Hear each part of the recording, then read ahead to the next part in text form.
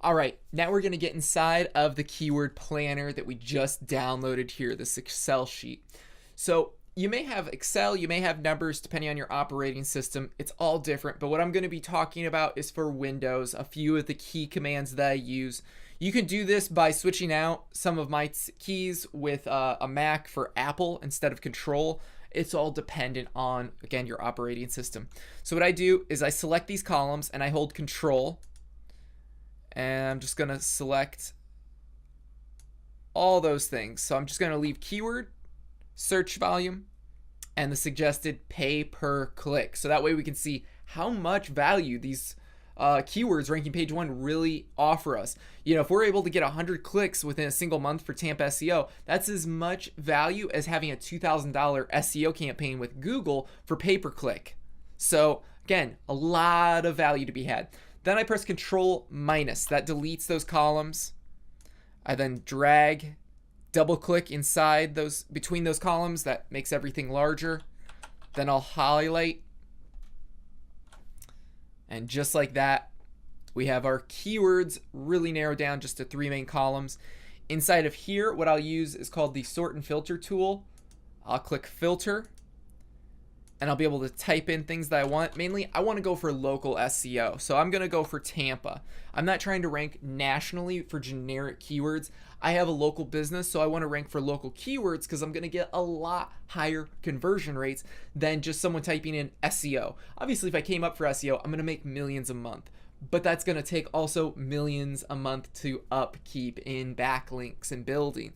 So I want to try for things where it's low-hanging fruit, easy, it's local to me. Guess what? Not everyone in the world is trying to rank inside of Tampa, Florida. In fact, there's probably only about 100 or 1,000 people that are trying to rank for that keyword. So it makes it much more open than just trying to rank for the keyword SEO or SEO company for hire. That's even going to be harder, even though there's more keywords. You know, longer phrases usually means lower competition. They call these long tail phrases, something like search engine optimization company or Tampa search engine optimization company. That's 5 words altogether. It's going to have a lower keyword competition because there's so many words people type in. It's not as often searched as you can see, 10 to 100. It's probably going to be somewhere in about the 15 to 20 searches a month range. So all of this being said, just keep in mind that you want to get, like I said, local keywords, things that are very highly, extremely relevant to you and your business. Don't go for something that's national. Unfortunately, if you are more of a national brand, you're selling something like just, you know, say you're an affiliate for some product, or it's just some digital product about weight loss, then you're going to have to do a little bit more research. It's not going to be local terms for you. It may be, you know, you're going to have to get a list of 800 keywords on weight loss and the specific type of weight loss you do. Do you do weight loss through workout plans, through diet? Do you do it through a specific, you know, like K-berries or, you know, this special fruit or coconut or kale, or what is it? So do those, add those keywords in. You're going to want to populate a huge list and then start filtering through those main keywords. For me, like I said, it's Tampa. So I click in Tampa, select all these. How I did that real quick is Control, Shift, and then I pressed right and down. Or I could just press, you know, down and right. Either way. Then I pressed Control C. It's the same as right clicking and copying. Open a new tab at the bottom, paste that in. I'll open those up. There we go.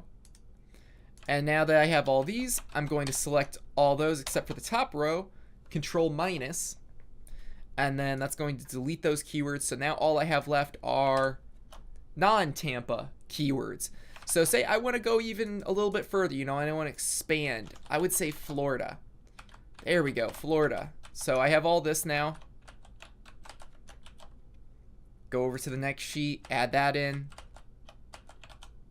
There we go. Delete that.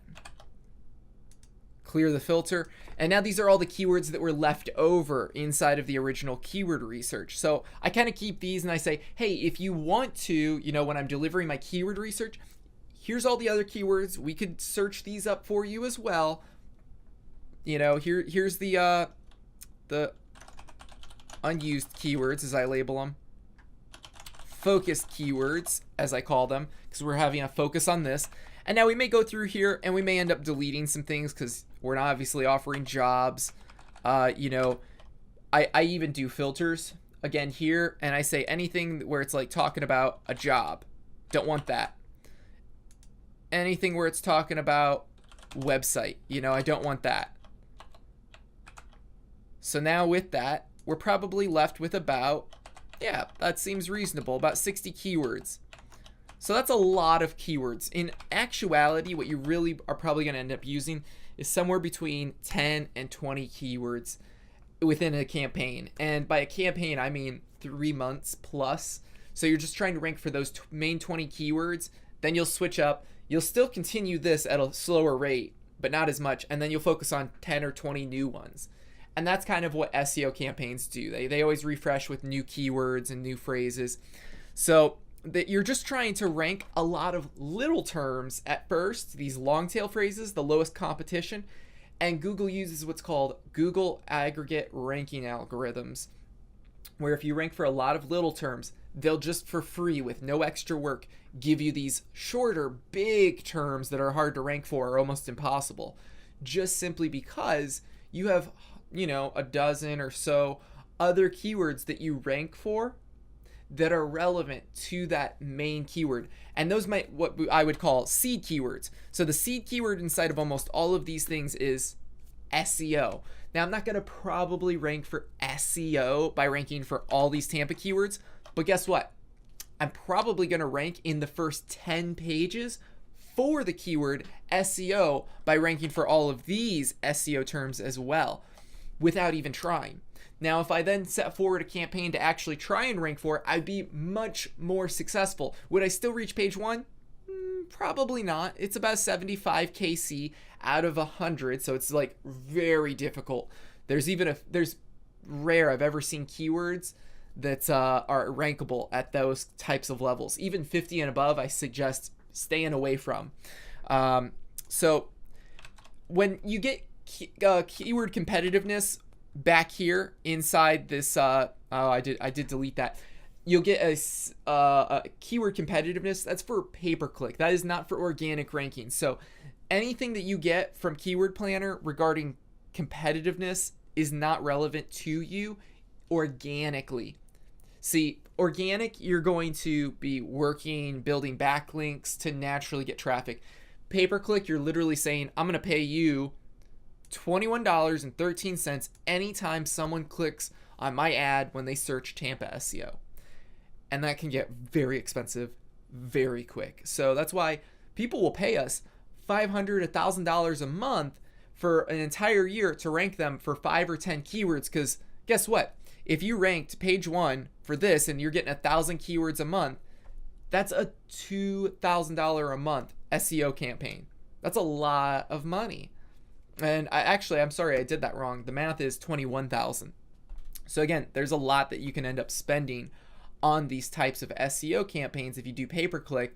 That's why organic's so much more powerful. And when you have keyword research, you know exactly what to go after. And that's what the key point of all of this is. So now we have all of our keywords that are relevant to us. I'm sure there's a few that are, you know, not so good. So you want to go through one by one in these last 60 and say, hey, you know,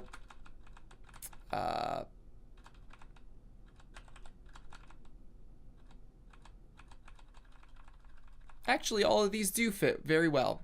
So, you know, sometimes they may not. You may want to delete 1, 2, or 3 of those, you know, little ones that aren't exactly what you're looking for, but it seems all these keywords are. So now I'm going to get into the next step, which is the free tool that I use and the paid tool. Obviously the paid tool I always suggest because it's way better, but I'm going to show you guys both.